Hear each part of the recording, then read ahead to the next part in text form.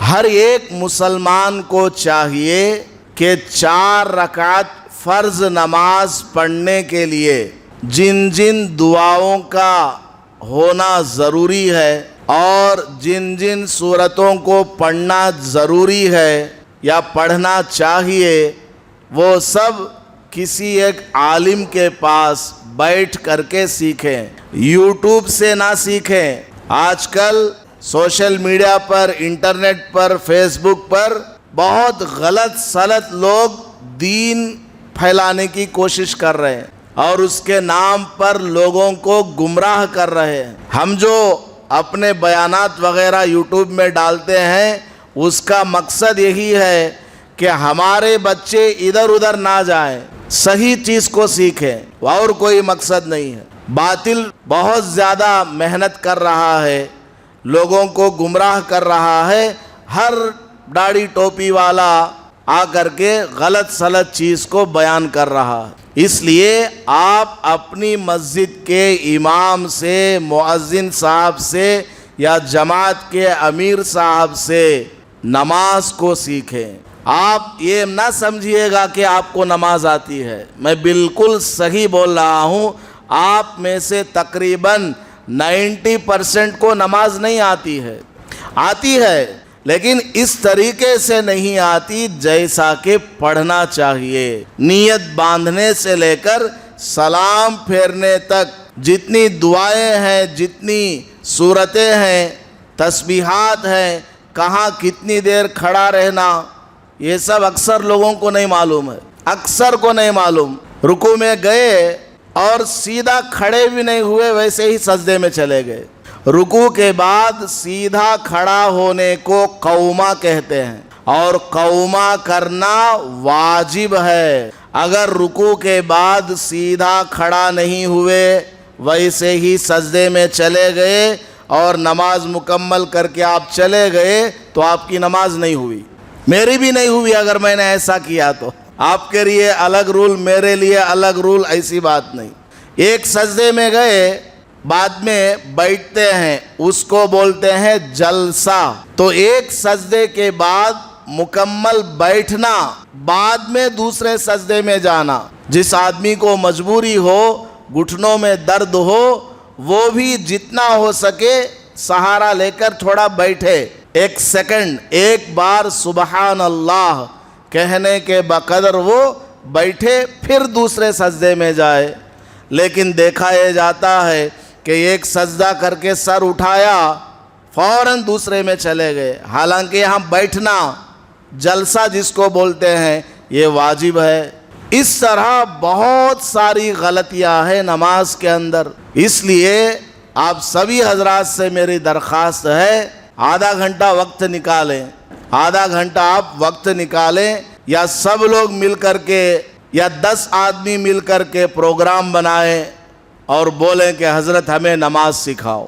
ابھی 4 دن پہلے اللہ کے گھر میں بیٹھا ہوں، سچ بول رہا ہوں، 4 دن پہلے میں نے ارادہ کیا ہے کہ اگر مجھے چھٹی ملے، موقع ملے تو یو پی میں ایک چھوٹا سا گاؤں ہے، ہردوئی اس کا نام ہے، وہاں پر بہت بڑے اللہ والے گزرے ہیں۔ حضرت شاہ ابرار الحق صاحب رحمت اللہ علیہ، ان کا لقب ہے محی السنہ، یعنی حضور صلی اللہ علیہ وسلم کی سنتوں کو زندہ کرنے والے، بہت بڑے بزرگ۔ ان کے پاس بڑے بڑے علماء جا کر کے نماز سیکھ کر کے آتے تھے، 20 سال سے نماز پڑھا رہے ہیں، لیکن ان کے پاس 3 دن کے لیے، ہفتے کے لیے جا کر کے باضابطہ نماز سیکھ کر کے آتے تھے۔ حضرت مفتی عصام ابن یوسف رحمت اللہ علیہ، بہت بڑے اللہ والے، حضرت حاتم عصم رحمت اللہ علیہ کے پاس آئے اور ان کی نماز کا طریقہ معلوم کیا کہ آپ نماز کیسے پڑھتے ہیں، وہی طریقہ جو ہم پڑھتے ہیں، لیکن کس کیفیت سے پڑھتے ہیں، رکوع کیسا، سجدہ کیسا، تو انہوں نے پورا طریقہ ان کو سمجھایا۔ تو مفتی عصام ابن یوسف رحمت اللہ علیہ کہنے لگے کہ میں اتنے سالوں سے نماز پڑھتے آ رہا ہوں، آج تک میں نے آپ جیسی نماز نہیں پڑھی ہے۔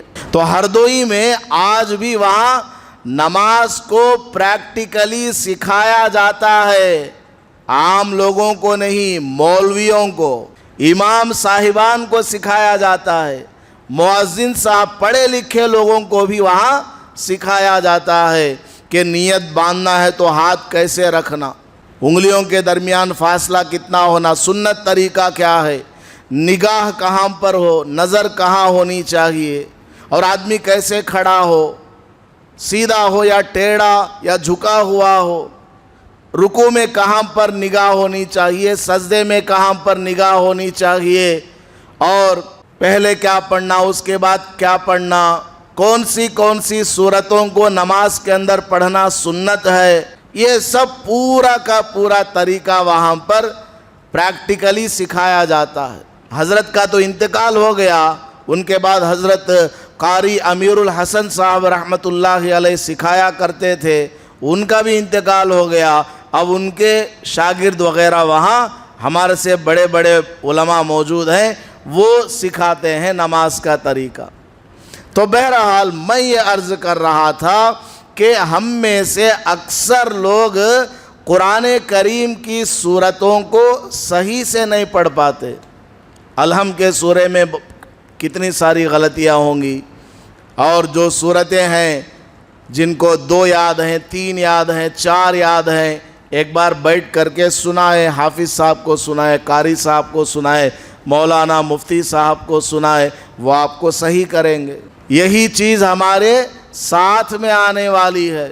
ہم ڈرائیونگ کے لیے 40 دن وقت لگاتے ہیں، ایک مہینہ وقت لگاتے ہیں، اور وہاں RTO کے پاس جا کر کے ٹرائل دکھاتے ہیں، اس کو تھوڑا سا بھی کچھ غلطی محسوس ہوئی وہ بھگا دیتا ہے، فیل۔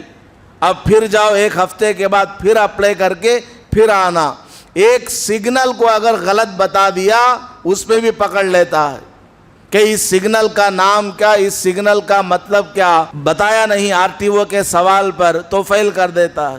تو ہم نماز میں کتنی ساری چیزوں کو پڑھتے ہیں، نماز میں فرائض بھی ہیں، شرائط بھی ہیں، واجبات بھی ہیں، سنن ہیں، مستحبات بھی ہیں، کتنی ساری چیزیں ہیں۔ اگر ہم صحیح سے نماز کو نہ سیکھیں اور علماء کرام کے پاس نہ جائیں، ویسے ہی دیکھا دیکھی پڑھتے رہیں گے تو پھر بہت بڑا نقصان ہونے والا ہے۔ اس لیے آپ سب سے میری درخواست ہے کہ آپ وقت نکالیں۔ رمضان میں تھوڑا بہت وقت مل جاتا ہے آپ کو، یا رمضان کے بعد صحیح آپ وقت نکالیں اور نماز کو آپ سیکھیں۔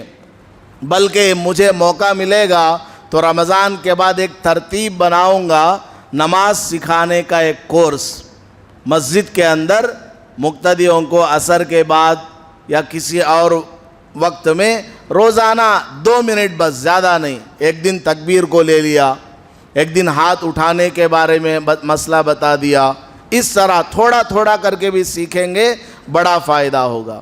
لیکن مشکل یہ ہے کہ لوگ نماز کا سلام پھیرتے ہی مسجد سے باہر نکل جاتے ہیں، پتہ نہیں کون سا امپورٹنٹ کام ہے، کون سا ارجنٹ کام ہے، باہر باہر باہر باہر باہر، دماغ پورا باہر لگا رہتا ہے، برائے نام مسجد میں آتے ہیں اور جلدی نماز ختم ہوئی، سنت بھی نہیں پڑھتے چلے جاتے ہیں۔ جو سنت مؤکدہ نماز ہے، فجر سے پہلے 2 رکعت ہے، ظہر سے پہلے 4، ظہر کے بعد 2، اور مغرب کے بعد 2، عشاء کے بعد 2 اور 3 وتر، یہ سب نہیں پڑھتے، اور جمعہ سے پہلے 4، جمعہ کے بعد 4، پھر جمعہ کے بعد وہ 4 کے بعد پھر 2 رکعت سنت ہے، یہ سب نہیں پڑھتے۔ اور جو تعلیم ہوتی ہے عصر کے بعد میں، فجر کے بعد میں اور عشاء کے بعد، اس میں بالکل نہیں بیٹھتے ہیں۔ آخر ہم بیٹھیں گے نہیں، سنیں گے نہیں تو سیکھیں گے کیسے؟ دیکھا دیکھی ہم ایسے ہی کرتے رہیں گے، ہماری نماز کالے کپڑے میں لپیٹ کر ہمارے منہ پر مار دی جاتی ہے۔ مدرسوں میں باضابطہ ہر چیز سکھائی جاتی ہے، رکوع سیدھا نہیں کرے تو بچے کو مار پڑتی ہے، رکوع کیسے کرنا، ایک زبر کو غلط پڑھ دیا تو مار، غنہ نہیں کیا تو مار، اخفا نہیں کیا تو مار، کہاں دیرگم دینا، کھینچنا، نہیں کھینچا تو مار۔ بڑی محنت سے یہ مولوی، قاری، مفتی بن کر کے آتے ہیں اور فری میں بیٹھے ہوئے ہیں، مسجدوں میں ہیں۔ آپ فائدہ اٹھائیں، آپ امام صاحب سے، مؤذن صاحب سے فائدہ اٹھائیں کہ حضرت ہمیں نماز سکھاؤ، ہمیں فلاں دعا سکھاؤ۔ ہم سب سکھانے کے لیے تیار ہیں۔ میں نے واٹس ایپ پر 2-3 گروپ بنایا ہے، واٹس ایپ میں سوال و جواب کا۔ مقصد کیا؟ ہمارے جتنے مسلمان بھائی ہیں ان کے ذہنوں میں سوال آتا ہے، نکاح کے بارے میں، عقیقے کے بارے میں، قربانی کے بارے میں، زکوٰۃ کے بارے میں۔ تو وہ کس کو پوچھیں گے؟ امام کو پوچھیں گے، مولانا مفتی کو پوچھیں گے۔ تو اس گروپ میں سوال ڈالتے ہیں تو میں جواب دیتا ہوں۔ ایک آدمی نے سوال کیا، گروپ میں 400 آدمی ہیں، 400 آدمی کو معلوم ہو گیا ہاں یہ سوال کرتے۔ اب میں جب دیکھتا ہوں میسج تو جواب دیتا ہوں، تو پورے 400 آدمی وہ جواب سنتے ہیں، دیکھتے ہیں، تو ان کو جواب معلوم ہو جاتا ہے۔ تو دین پھیلانے کے لیے علماء تیار ہیں۔ آپ کو چاہیے کہ آپ اس کو حاصل کریں، سیکھیں، انشاءاللہ بڑا فائدہ ہوگا۔